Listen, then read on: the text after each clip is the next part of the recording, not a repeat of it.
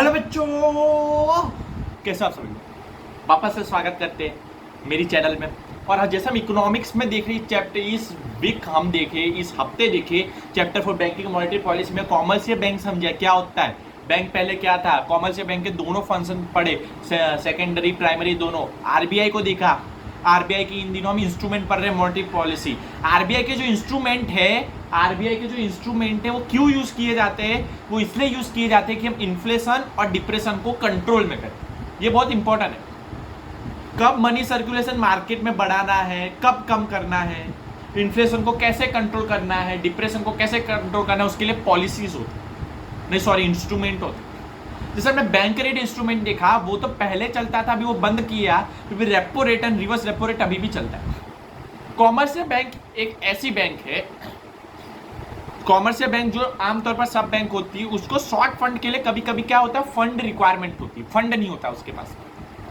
तो शॉर्ट सम में भी यहाँ बताया गया है कि वो एक दिन भी हो सकता है, एक वीक भी हो सकता है, 15 दिन भी हो सकता है। तो इसमें क्या है, जो गवर्नमेंट है ना, वो गवर्नमेंट सिक्योरिटीज इशू करती है। क्यों करती है? गवर्नमेंट को जरूरत होती है, गवर्नमेंट को फंड की जरूरत होती है। आप बोलते क्यों जरूरत होती है? पार्टी करने के लिए नहीं, एक्सपेंडिचर करने के लिए, रोड्स डेवलप करने के लिए। पब्लिक एक्सपेंडिचर करती है, वो पब्लिक वेलफेयर करती है, रोड्स डेवलप करती है, ब्रिज बनाती है, बड़े बड़े प्रोजेक्ट के लिए गवर्नमेंट सिक्योरिटी इशू करती है। वो खरीदता कौन है? आमतौर पर वो बैंक, कॉमर्शियल बैंक ही लेती है।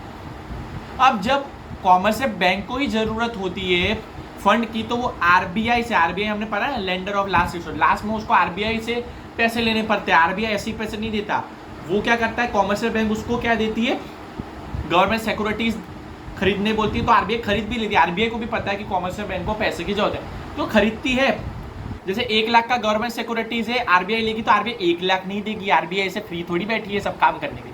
आरबीआई क्या करेगी, आरबीआई का 1 लाख का वो सिक्योरिटीज, गवर्नमेंट सिक्योरिटीज ले लेगी, बट अब वो कॉमर्शियल बैंक की गवर्नमेंट सिक्योरिटीज लेगी, बट एक कंडीशन में कि तेरे को कॉमर्शियल बैंक को जब सब सही हो जाए तब उसको रीपरचेज भी करना है। मतलब जितना अमाउंट आज आरबीआई दे रही है, बाद में वही गवर्नमेंट सिक्योरिटीज आपको खरीद के आरबीआई की अमाउंट वापस देनी है। तो इसमें झोलमाल क्या पता है, ये आरबीआई क्या कर रही है, नहीं सॉरी, कॉमर्शियल बैंक के गवर्नमेंट सिक्योरिटी बेच रही है 1 लाख की, बट वो आरबीआई 1 लाख उसको 1 लाख का 1 लाख नहीं देगी, क्योंकि उनके पास भी डिस्काउंट, उनका डिस्काउंट तय होता है। जैसे 1 लाख आया तो वो सब काट पीट के 95,000 देगी, बट आरबीआई को चुकाना तो उनको 1 लाख ही है। समझ आ रहा है? गवर्नमेंट सिक्योरिटीज उनको दे दी, उन्होंने 95,000 दिया, उनका हम सबके पॉइंट ऑफ व्यू से वो 1 लाख की गवर्नमेंट सिक्योरिटी गई, 1 लाख मिला, मतलब हमें सिर्फ 95,000 ही मिला, 5,000 का उनका क्या हुआ, प्रॉफिट। अब हमें तो चुकाना 1 लाख ही है, तो इससे आरबीआई ऐसे फायदा देती है। तो कभी कभी कॉमर्शियल बैंक को नीड्स होती फंड की, तो शॉर्ट टाइम पीरियड के, तो आरबीआई को गवर्नमेंट सिक्योरिटीज बेचती है, वो उनको फंड देते हैं, और वो जो रेट में देते हैं, वो जो रेट में वो सब तय होता है, उसको हम रेपो रेट बोलते हैं, रेपो रेट। हाँ, इससे इन्फ्लेशन कैसे कंट्रोल होगा भैया जी, इससे इन्फ्लेशन कैसे कंट्रोल में हो सकता है, ये बहुत अच्छी बात है। इन्फ्लेशन कंट्रोल करने के लिए, इन्फ्लेशन का मतलब क्या, महंगाई बहुत बढ़ जाती है, लोगों की डिमांड मार्केट में बहुत बढ़ जाती है, लोगों की डिमांड इतनी बढ़ जाती है, लोगों का पर्चेसिंग पावर बढ़ जाता है। उसको गिराने के लिए क्या करते पता है, क्या करते पता है आपको? देखो, जो कॉमर्शियल बैंक की गवर्नमेंट सिक्योरिटीज तो है, अब वो उसको बेचती भी है, उसको क्या करती, बेचती भी है। अब क्या करती, कॉमर्शियल बैंक को गवर्नमेंट सिक्योरिटी बेचती, बट वो आरबीआई क्या कर देती, उसको इन्फ्लेशन कंट्रोल करना है अब, तो वो रेट ऑफ बढ़ा देती है, वो रेट डिस्काउंट बढ़ा देती है। मतलब वो लेती तो है और जो पैसा देती है वो कम देती है। समझ आ रहा है? मतलब पैसा कम देती है, क्योंकि वो रेट ऑफ इंटरेस्ट बढ़ा देते, तो कॉमर्शियल बैंक भी अब कम सेल करके पैसा लेके, क्योंकि वहाँ रेट ऑफ इंटरेस्ट बढ़ा है, बाद में ज़्यादा देना पड़ेगा।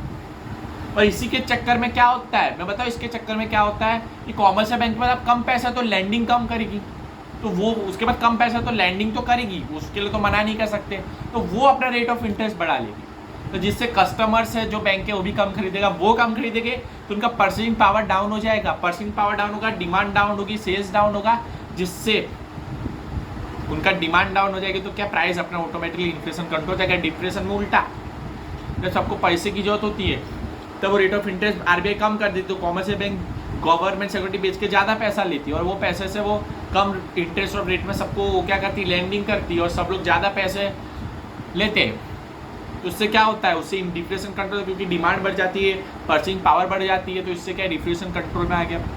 ऐसे ही देखें कि रिजर्व रेपो रेट क्या होता है, reverse repo rate. Reverse repo rate इसका उल्टा है, इसमें कॉमर्शियल बैंक टू आरबीआई था, इसमें RBI to commercial bank. RBI को कभी कभी फंड की रिक्वायरमेंट होती है तो वो अपने गवर्नमेंट सिक्योरिटीज इसको बेचती है कॉमर्शियल बैंक को, फिर भी उधर भी एक ही चीज़ होता है कि उसको परचेज करना पड़ता है, वहाँ भी ये सेम सिस्टम से उल्टा, इधर से इधर गया, रेपो रिवर्स रेपो रेट में नीचे से ऊपर जा रहा है। समझ आया?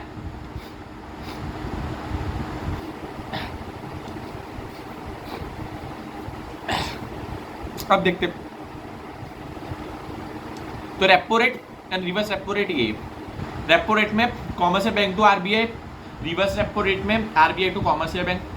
अब इनका एक टेबल दिया है फ्यू ईयर्स का ही, और ये ओरिजिनल क्योंकि यहाँ सोर्स दिया है www.rbi.org।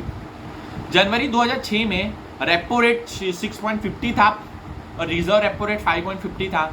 मार्च 2010 में रेपो रेट 5.0 था और रिवर्स रेपो रेट 3.50 था। अप्रैल 2016 में 6.5 रेपो रेट था और रिवर्स रेपो रेट 6% था। तो ये था आपका वो। Other stabilization under emergency situation, इसका मतलब क्या? This is a special window of RBI, RBI की स्पेशल विंडो है to borrow from RBI against approve government security and emergency situation like acute cash shortage. इसमें ना ये रेपो रेट जैसा ही है, एक तरह का रेपो रेट जैसा ही, जैसे रेपो रेट में भी कॉमर्शियल बैंक को पैसे की जरूरत पड़ती है, बट यहाँ क्या कॉमर्शियल बैंक को एकदम खराब तरीके से पैसे की जरूरत पड़ रही है, एक्यूट, बहुत गरीबी आ गई, मतलब समझ लो बहुत डेंजर सिचुएशन आ गई कॉमर्शियल बैंक की, कुछ नहीं है अब उसको पैसे की जरूरत पड़ी। तो उसमें उस टाइम पे आरबीआई क्या करता पता है? इस बार भी आरबीआई क्या करेगा, इसमें कॉमर्शियल बैंक क्या करेगा, गवर्नमेंट सिक्योरिटीज इशूज कर, गवर्नमेंट सिक्योरिटीज उसको बेचेगा। आरबीआई इस बार दया करके पैसा देगी, फिर भी पूरा पैसा देगी। उसमें क्या था, उसमें डिस्काउंट काट के देती थी, फिर भी यहाँ आरबीआई अपना फायदा नहीं देखेगी, क्योंकि इस बार एक्यूट कैश शॉर्टेज हुआ है। तो इस बार सीधा 1 लाख है तो 1 लाख आरबीआई प्रोवाइड कर देंगी, बाद में एक ही कंडीशन होगी, वो रीपर्चेस करना पड़ेगा। तो एक स्टेबलाइजेशन अंडर इमरजेंसी सिचुएशन में ऐसा कैश रिजर्व रेशियो। अब ये देखते, हमने देखा था कि हमने उसमें क्रेडिट क्रिएशन में कि हम 20% सी कैश रिजर्व रखते ही है, तो इसमें भी यही है। 1934 के एक्ट में और कॉमर्शियल बैंक का क्या होता है, पहले ऐसा था मिनिमम कैश रिजर्व तो रखना ही है उनको। पहले ऐसा था कि 5% डिमांड डिपॉजिट, 2 तरह की deposit, demand deposit and time deposit. Demand deposit जब 5% था और 2% टाइम डिपॉजिट था, तो टोटल मिला के 7% क्या था डिपॉजिट, 7% कैश रिजर्व रखना था। बट अब सिंस 1962 के बाद कैश रिजर्व क्या आया कि हमें 3% से 15 के बीच में रखना है। अब यह टोटल डिपॉजिट वर्ड यूज़ किया, इसका मतलब टाइम डिपॉजिट और मतलब टाइम डिपॉजिट और कौन सा डिपॉजिट है, डिमांड डिपॉजिट को मिला के अब टोटल डिपॉजिट एक साथ कर दिया। उसका मतलब 3 से 15 के बीच में टोटल डिपॉजिट इंडिविजुअल बैंक का। समझा कैश रिजर्व। इसमें क्या होता है, इसको कंट्रोल करने के लिए इन्फ्लेशन क्या होता है, इसमें क्या होता है आरबीआई क्या करती है, आरबीआई क्या करती है कि आरबीआई जब उसको इन्फ्लेशन कंट्रोल करना होता है तो कैश रिजर्व रेशियो बढ़ा देती है। इससे क्या होगा, कॉमर्शियल बैंक को क्या होगा, जो डिपॉजिट आएगा उसमें उसको ज़्यादा उधर रखना पड़ेगा, ज़्यादा पैसे उसके वहाँ चले जाएंगे।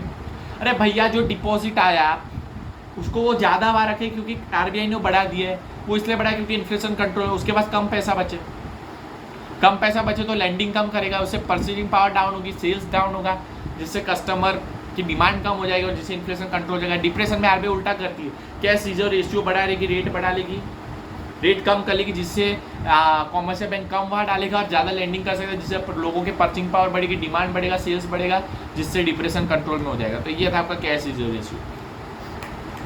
अदर स्टैट्यूटरी लिक्विड एसआरआर भी सीआरआर का ही जैसा है।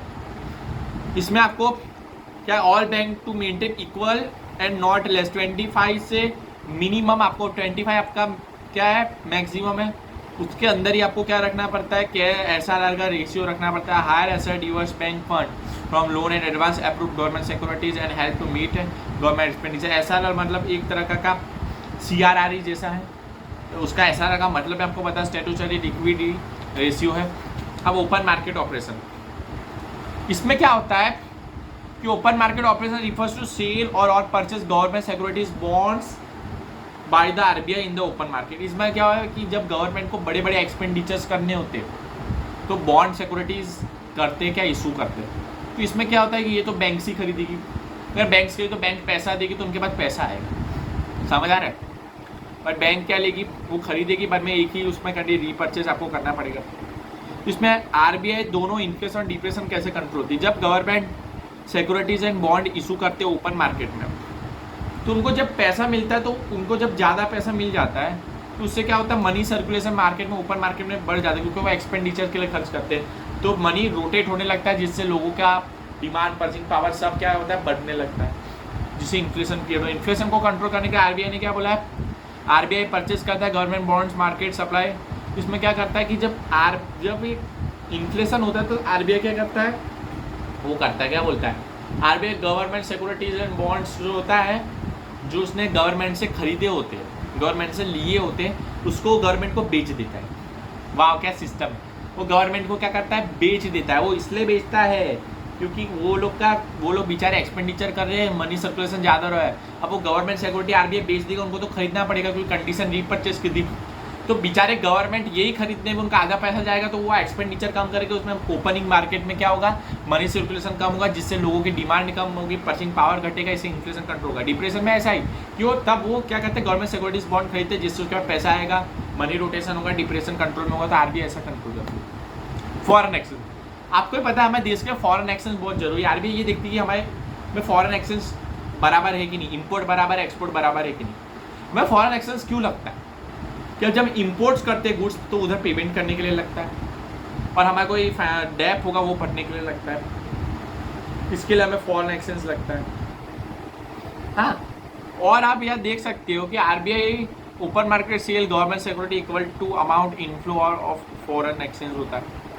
जब इनफ्लो हो जाता है फॉरेन एक्सचेंज का, या क्या होता है, आउटफ्लो इनफ्लो हो जाता है। इनफ्लो मतलब कम हो जाती है foreign exchange.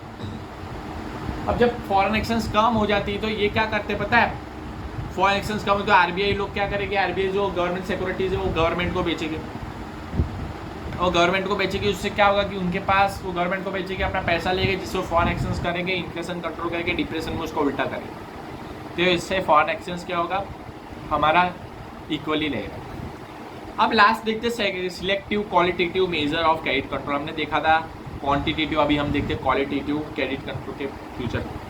Security requirement, bank loan देती है तो वो बैंक ऐसे लोन नहीं देगी, बैंक भी अपनी सिक्योरिटीज देखेगी। बैंक ऐसे भी अरे गिरे नत्थु के को लोन नहीं देगी, उसका क्रेडिटेबिलिटी चेक करेगी, उसका क्रेडिट स्टेटमेंट देगी, उसकी सैलरी स्लिप्स देगी, और ऐसे ही नहीं देगी लोन। अगर उसको लोन देनी है, बड़ी लोन देनी, तो उसका क्या करेगी, उसका कुछ चीज़ तो मोर्गेज करेगी या तो गारंटर रखेगी, तभी वो लोन देंगे, ऐसी तो नहीं देंगे। अब वो मोर्गेज करके ही लोन देंगे, जिससे क्या होगा, अगर वो बंदा पैसा नहीं दे तो उसका घर का कुछ भी असेट वसेट बेच के अपना बैंक अपना पैसा लेगा। तो ये बैंक की क्या सिक्योरिटी रिक्वायरमेंट है। अब अगर बैंक आपका क्या क्या मोर्गेज कर सकते हैं, आपकी कीमती ज्वेलरी कर सकते हैं, डिपॉजिट्स कर सकता है। डिपॉजिट मतलब जो आपकी एफडी है उसके बेस्ड में भी आपको लोन मिलता है। आपके जो बैंक में एफडी है उसको भी आप क्या करते हैं, उसके बेस में भी लोन ले सकते हो। बैंक के पास तो एफडी रहती है, अगर आप नहीं भरोगे तो वो एफडी में से ले लेगा। कार के ऊपर मोर्गेज, अगर महंगी कार हो उसको भी आप मोर्गेज करा सकते हो लोन लेने के लिए, हाउस हुआ, लैंड हुआ, एक्सेट्रा। ये बैंक की security. Security specification are different for different segment the population, so that selection of the population can have the opportunity to obtain bank credit and all sector including agriculture sector develop। तो इसी base में जैसे अब हमने देखा कि bank security requirement bank का क्या होता है, वो बैंक क्या करती है, ऐसा नहीं, बैंक ज़्यादा अमीर लोग होती तो उससे ज़्यादा क्या बोलती, उनसे ज़्यादा सिक्योरिटी ले रही, उनका चीज़ें मॉर्गेज करेगी। बट जो गरीब होते, जो फार्मर्स होते, जो एग्रीकल्चर लोन होते, उसमें बैंक कोई सिक्योरिटी रिक्वायरमेंट ज़्यादा नहीं मांगती है। उनको तो अगर उनमें मांगेंगे तो क्या, फार्मर तो बेचारे क्या करेंगे, लोन नहीं लेंगे, एग्रीकल्चर सेक्टर डेवलप नहीं होगा। इसलिए RBI direct commercial bank regarding the amount of security why they may ask for in case of different types of loan from different section. Different types of loan होते हैं different section के लिए। Home loan होता है, personal loan होता है, car loan होता है, अलग अलग लोन होता है, उसके ऊपर डिफरेंट इंटरेस्ट होता है, टर्म्स अलग होता है, मार्जिनल रिक्वायरमेंट होता है। द आरजीए और ये इसको समझाते हैं। अब आप कार लेने गए, कार है आपकी 10 लाख की, तो आप कार का डाउन पेमेंट तो भरोगे। अभी बैंक आप कितना भी आपका अच्छा क्रेडिट हो, बैंक आपको पूरी लोन नहीं देगा। हाँ, आपको कार के लिए लो 10 लाख की लोन, तो बैंक क्या करेगी, एक वैल्यू डिसाइड करके उतना लोन देगी। अगर आपकी कार की वैल्यू 10 लाख है तो आपको डाउन पेमेंट भरना ही है, इसलिए बैंक आपको 8 लाख वो मार्जिनल रिक्वायरमेंट ही आपको देगी। ये मार्जिनल रिक्वायरमेंट लोन देगी तो मार्जिनल रिक्वायरमेंट देगी। चलो 10 लाख की कार है तो 10 लाख का लोन 10 लाख की नहीं देगी, वो 8 लाख का लोन देगी। हाँ, ये marginal requirement. Selling on credit that will also prescribe selling on credit, different purposes होता है, तो सबको पता है। प्लस में डिस्क्रिमिनेशन इंटरेस्ट रेट होता है। RBI suggest different types of loan होती है, डिफरेंट टाइप्स ऑफ लैंडिंग होती है। मैंने बोला पर्सनल लोन होती है, होम लोन होती है, सबके रेट ऑफ इंटरेस्ट अलग अलग होते हैं, अलग अलग ही होते हैं। सबसे ज़्यादा पर्सनल लोन के इंटरेस्ट होते हैं, रेट ऑफ इंटरेस्ट। सबसे बड़ी पीरियड की लोन होम लोन होती है। और रिलेटिवली लोअर रेट या example relative lower rate of interest charge the needy farmer. सबसे कम रेट ऑफ इंटरेस्ट या बताया किसमें होता है, नीडी फार्मर होते हैं, जो एग्रीकल्चर के लोन होते हैं उनका जो होता है ना, वो सबसे कम रेट ऑफ इंटरेस्ट कितना होता है, एग्रीकल्चर लोन में सबसे कम होता है। तो ये था आपका पूरा chapter banking and monetary policy, day 1 से डे 5, आज लास्ट डे था। पूरा चैप्टर पूरा किया। अगर डाउट हो तो कमेंट में बोलो और मैं वापस समझाऊंगा। मैं आपके लिए बैठा हूँ, मैं यहाँ सर्विस प्रोवाइड कर रहा हूँ, मैं आपको वापस समझा दूंगा, कोई टेंशन मत लो। कोई बंदा इसको डे 5 तक नहीं सीखेगा, पूरे यूट्यूब छान मारना, कोई इसको 5 दिन तक नहीं ले जाएगा। मैं तो भी 5 दिन तक लेगा। और रिक्वायरमेंट की चीज़ें मैंने आपको पढ़ाई। तो मैं प्रेम पवार आपसे मिलता हूँ अगली वीडियो में, तब तक के लिए गुड बाय।